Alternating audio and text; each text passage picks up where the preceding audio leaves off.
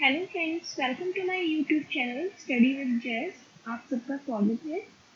और आज हम कोशिश करेंगे इस वीडियो के अंदर जो चैप्टर 1 है बुक 1 का, उसे कंप्लीट कर दें।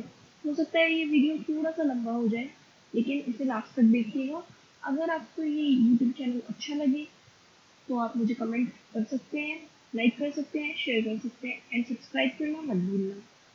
So let's get started from today's topic. You will face many defeats in life, but never let yourself be defeated. Never lose hope. Great things take time. मतलब life में बहुत सारी चीज़ें ऐसी होती हैं जब हमें फील होता है कि हमें बहुत सारे डिफीट्स मिले हैं, धोखे मिले हैं, लेकिन कभी भी ऐसा नहीं है कि आपको कोई धोखा दे दे। हमेशा होप रखनी चाहिए, हमेशा पॉजिटिव रहना चाहिए। चीज़ें होती हैं, अच्छी भी होती हैं, बुरी भी होती है, हमें हमेशा पॉजिटिव एनर्जी के साथ में उस चीज़ को लेना चाहिए। और अच्छी चीज़ें होने में टाइम तो लगता ही है। So never lose hope. चलो आज हम पढ़ते हैं अनुवाद का स्वरूप। अनुवाद का जो स्वरूप है, इसके दो पार्ट्स हैं, एक है व्यापक संदर्भ और एक है सीमित संदर्भ। फर्स्ट हम रीड करते हैं अनुवाद का व्यापक संदर्भ। दो भिन्न प्रतीक व्यवस्थाओं के बीच होने वाला अर्थ का अंतरण ही अनुवाद है। अनुवाद के अंतर्गत एक प्रतीक व्यवस्था में कही गई बात को बिना अर्थ परिवर्तन किए दूसरी प्रतीक व्यवस्था में व्यक्त किया जाता है। इस दृष्टि से यहाँ यह माना जाता है कि अनुवाद अर्थ या कथ्य का प्रतीकांतरण दो प्रतीक व्यवस्थाओं के बीच होने वाला अनुकरण व्यापार है। जब अनुवाद को प्रतीकांतरण के रूप में लिया जाता है तो अनुवाद का स्वरूप समझने के लिए प्रतीक विज्ञान के सिद्धांतों, प्रतीक की संकल्पना आदि सभी को समझना पड़ता है। अर्थात यहाँ अनुवाद को प्रतीक विज्ञान के सिद्धांतों के संदर्भ में लिया जाता है। सेकंड, अनुवाद का सीमित स्वरूप। फर्स्ट हमने पढ़ा था अनुवाद का व्यापक संदर्भ, अब यहाँ पे अनुवाद का सीमित संदर्भ या स्वरूप बताया। अनुवाद दो भिन्न भाषाओं के बीच होने वाला वह व्यापार है जिसमें एक भाषा से दूसरी भाषा में अर्थ या तथ्य का अंतरण किया जाता है। सीमित संदर्भों में अनुवाद को भाषांतरण, एक भाषा से दूसरी भाषा में अर्थ का अंतरण के रूप में ग्रहण किया जाता है। जब अनुवाद को भाषांतरण के रूप में लिया जाता है तब यह मानकर चला जाता है कि अनुवाद पर भाषा विज्ञान के सिद्धांत लागू होते हैं। अतः अनुवाद के स्वरूप को स्पष्ट करने के लिए भाषा विज्ञान के सिद्धांतों को आधार बनाकर चलना होता है। कथ्य का प्रतीकांतरण, जो मतलब कही गई चीज है उसका प्रतीकांतरण। प्रतीक विज्ञान तथा प्रतीक की संकल्पना। प्रतीक मतलब एक तरह से साइन मान लो आप, जैसे डिफरेंट चीज़ों के लिए डिफरेंट साइन, जैसे साइन बोर्ड यूज होते हैं। सामने कोई स्कूल है, अगर आपने अगर ट्रैफिक रूल्स देखे हो, अगर आपने न्यू लर्नर हो, ड्राइवर हो, ड्राइव करना सीख रहे हो, उस टाइम पे आपको कुछ चीज़ें बताई जाती हैं। और जैसे आपने छोटी क्लासेस के अंदर फोर्थ, थर्ड, फोर्थ, फिफ्थ में, सेकंड में ये जो ट्रैफिक रूल्स भी बताए जाते हैं, साथ में जो साइन बोर्ड्स होते हैं, साइन लैंग्वेज है, इसके बारे में भी बच्चों को बताया जाता है स्टार्टिंग से कि जैसे सामने कोई स्कूल होगी तो उसके लिए दिखा दिया जाएगा, स्कूल का बना दिया जाएगा, बच्चे दिखा दिए जाएंगे। कोई हॉस्पिटल होगा उसके लिए साइन बोर्ड बना दिया जाएगा, बेड होगा। कोई घुमावदार टर्न है उसके लिए राउंड जो एरो होगा उस तरह से दिखा दिया जाएगा। अगर ऊबड़ खाबड़ रास्ता है तो उसके लिए, तो ये क्या है, डिफरेंट तरह के साइन से जिनसे हम समझते हैं। तो यहाँ साइन का अर्थ वही है। प्रतीक विज्ञान वह विज्ञान है जिसके अंतर्गत हम प्रतीकों का अध्ययन करते हैं। प्रतीक क्या है, कैसे बनते हैं आदि का अध्ययन प्रतीक विज्ञान के अंतर्गत किया जाता है। एग्जाम्पल, ट्रैफिक सिग्नल, लाल बत्ती पर रुकते हुए। अगर लाल बत्ती हो रही तो हम समझ जाएंगे कि रुकना है भी, हरी है तो मतलब चलना है। हम यह तो हमने रुकने तथा चलने के लिए लाल या हरी बत्ती के संकेतों में प्रतीक चिन्ह बना दिया है। इसी तरह भाषा में भी जितने भी शब्द प्रयुक्त होते हैं वे सब प्रतीकात्मक होते हैं। कुर्सी, मेज, कलम, दावत, आम, अमरूद, मकान, छत आदि सभी शब्द किसी न किसी वस्तु को व्यक्त करते हैं। ऑब्वियसली बात है, कलम है तो उसके लिए कोई कलम का साइन बना दिया, या लिखना है उसके लिए, तो ये एक साइन लैंग्वेज हो जाएगी इससे। ध्वन्यात्मक प्रतीक, भाषा को ध्वनि प्रतीकों की व्यवस्था कहा जाता है। वास्तव में प्रतीक किसी न किसी वस्तु के लिए उपयुक्त में लिए जाते हैं। प्रतीक शास्त्री पियर्स ने प्रतीक की परिभाषा देते हुए कहा है, देखिए जो एज इट इज जो डेफिनेशन है वो उसको हम थोड़ा सा हाईलाइट करके ब्लैक पेन से या किसी डिफरेंट कलर के पेन से लिख सकते हैं। ध्यान रहे पिंक, ऑरेंज, रेड, ग्रीन, ये 4 पेन हमें एग्जाम में हमेशा अवॉइड करने होते हैं। प्रतीक वह वस्तु है जो किसी प्रयोक्ता के लिए किसी दूसरी वस्तु के स्थान पर प्रयुक्त होता है। A sign is something that stands to somebody for something else in some respect or capacity. प्रत्येक प्रतीक की संकल्पना 3 इकाइयों के आधार पर बनती है। 3 इकाइयाँ होती हैं हर प्रतीक की संकल्पना की। फर्स्ट है वस्तु या सांकेतिक वस्तु, रेफरेंट, अर्थ या संकेतार्थ, रेफरेन रेफरेना तथा प्रतीक साइन। संकेतार्थ वस्तु, प्रतीक, कोई भी चीज है, वस्तु है, उसका प्रतीक है, उसके संकेत है। तो पहले वस्तु है, उसके संकेत दिए जाएंगे और वो प्रतीक है। इस तरह से आप समझ सकते हो, जैसे कमल का फूल एक वस्तु होगी, ठीक है, उसके संकेत दिए जा रहे हैं। प्रतीक अभिव्यक्ति, रूप में प्रयुक्त शब्द कमल, जलज, लोटस। कमल है, जलज है, लोटस है, ये तो हम इसकी एक वर्ड है जैसे कमल, उसी के मतलब कमल के फूल को ही हम रिप्रेजेंट करते हैं, कमल बोल के भी, जलज संस्कृत में बोल के, लोटस इंग्लिश में बोल के। एक्चुअल में वो एक कमल का फूल है जिसको हम 3 डिफरेंट जो लैंग्वेजेस हैं उनमें अलग अलग नामों से जानते हैं।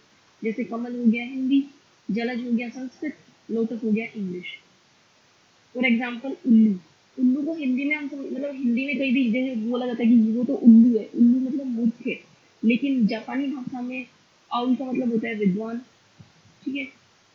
मतलब ये डिपेंड करता है आप कौन सी लैंग्वेज में किस वर्ड का क्या प्रतीक चिन्ह निकाल रहे हो, मतलब क्या प्रतीक निकाल रहे हो, क्या मीनिंग निकाल रहे हो, उस चीज से क्या सिग्निफाई कर रहे हो। गाय सीधी व सरल, गाय जैसे ना ये लड़की तो एकदम गाय है, या ये तो एकदम ही गाय है, मतलब बहुत ही ज्यादा सीधी है, बहुत ही ज्यादा सरल है। अंग्रेजी काव, अंग्रेजी में जो काव होता है उसका मतलब मूर्ख होता है, सिली।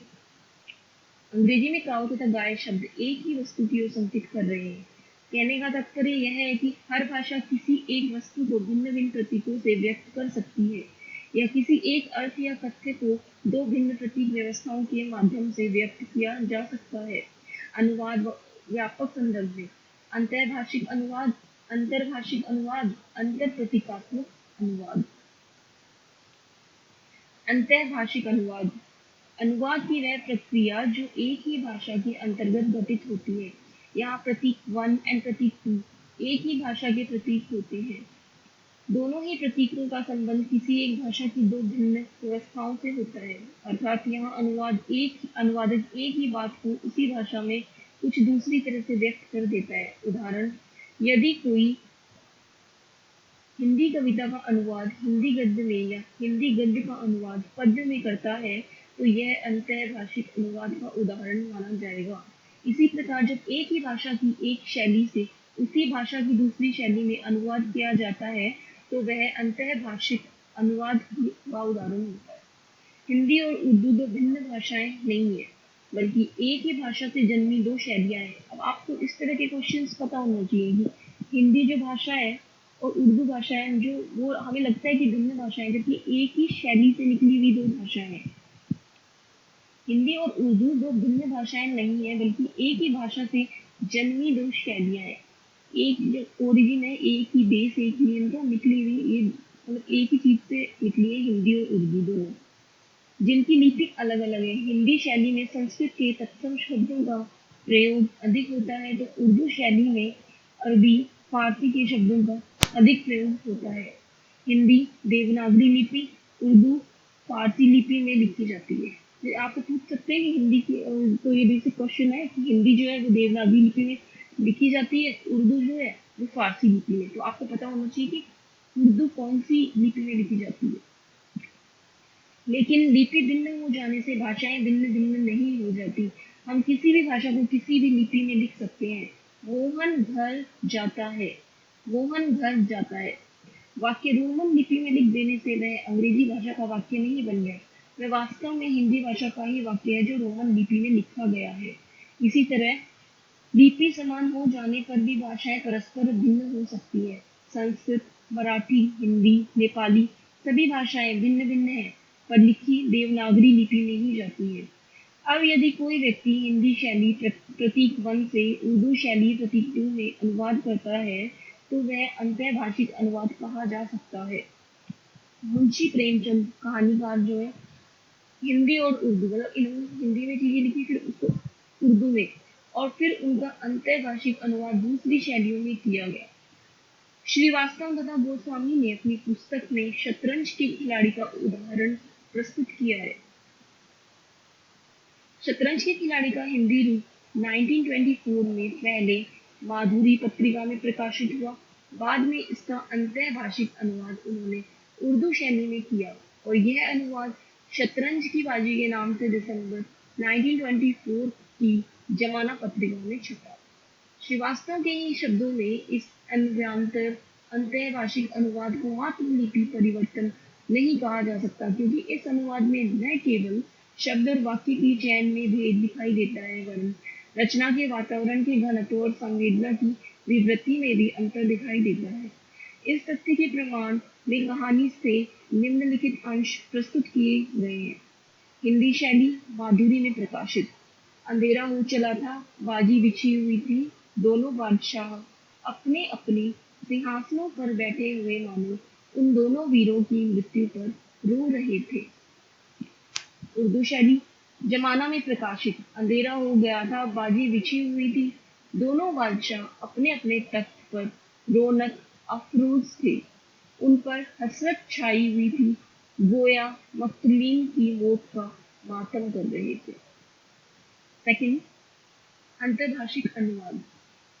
दो भिन्न भिन्न भाषाओं की भिन्न भिन्न प्रतीक व्यवस्थाओं के बीच जो अनुवाद किया जाता है वह अंतर्भाषिक अनुवाद कहलाता है। इसे भाषांतर भी कहते हैं। यह अनुवाद का वह रूप है जिसका प्रयोग हम प्रतिदिन अपने कार्यकलापों में करते हैं। उदाहरण हिंदी, अंग्रेजी, रूसी, चीनी, जापानी। ध्यान रहे यदि कोई अंग्रेजी भाषी हिंदी की संरचना मात्र सीख कर बिना सामाजिक सांस्कृतिक मूल्यों को जाने अंग्रेजी से हिंदी में अनुवाद करता है तो वह आदर्श अनुवाद नहीं कर सकता है। For example, my father is coming today. मेरा पिता आज आ रहा है। हिंदी भाषिक सामाजिक सांस्कृतिक मूल्यों से औपचारिक व्यक्ति ही इसका यह हिंदी अनुवाद कर सकता है। इस तरह से कर सकता है क्योंकि संरचनात्मक नियम के अनुसार तो यह वाक्य ठीक है परंतु व्यवहार के स्तर पर हिंदी भाषी इस वाक्य को स्वीकार नहीं करेंगे। हिंदी में सम्मान देने के साथ एक वचनकर्ता के साथ बहुवचन क्रिया रूप का प्रयोग किया जाता है और तब उपयुक्त वाक्य या अनुवाद होगा, आज मेरे पिताजी आ रहे हैं।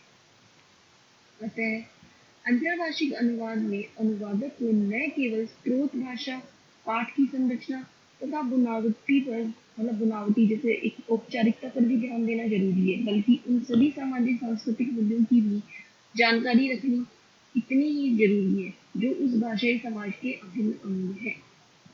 अंतर प्रतीकात्मक अनुवाद।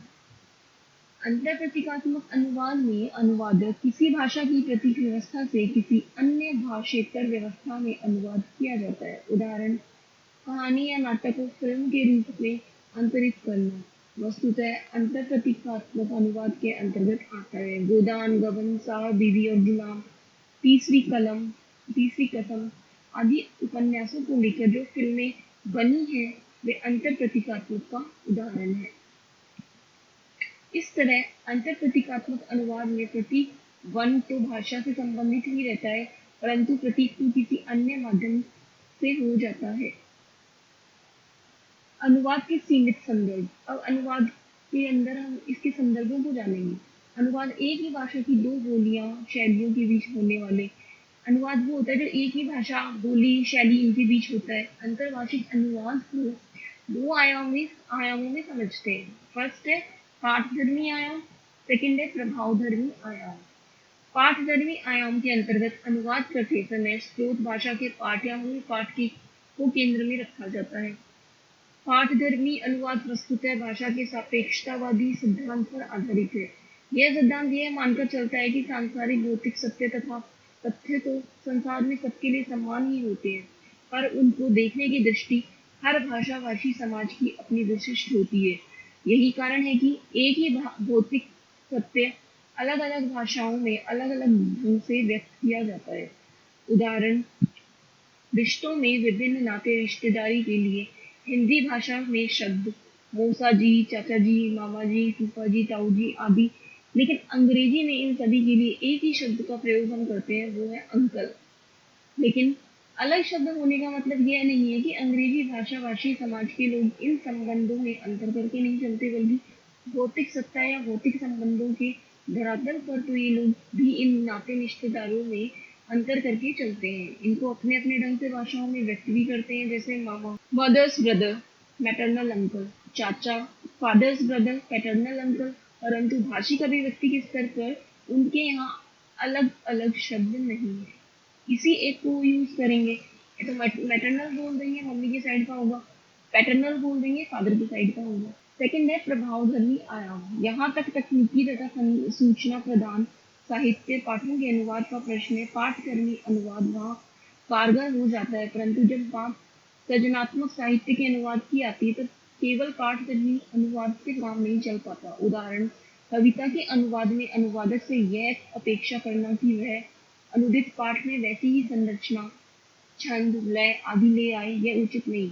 रामचरितमानस की चौपाई पर रामचरितमानस की चौपाई का किसी अन्य भाषा में चौपाई जैसा द्वंद्व में अनुवाद करे, यह संभव नहीं होता। अतः अनुवाद का प्रभावधर्मी आयाम इस मान्यता को लेकर चलता है कि विशेषकर सृजनात्मक साहित्य के अनुवाद में कि अनुवादक मूल भाषा पाठ की संरचना तथा बुनावट की उपेक्षा उस प्रभाव को पकड़ने की कोशिश करे जो स्रोत भाषा के पाठकों पर पड़ा है। सारांश, मतलब ये आप कोई भी क्वेश्चन अटेंड करते हो उसके अंदर लास्ट में आपको कंक्लूजन या सारांश डालना बहुत इंपॉर्टेंट है। इसके मार्क्स होते हैं अराउंड 1 to 2 मार्क्स आपको इसके मिल जाएंगे अगर आप किसी भी क्वेश्चन में इसको ऐड कर देते हैं।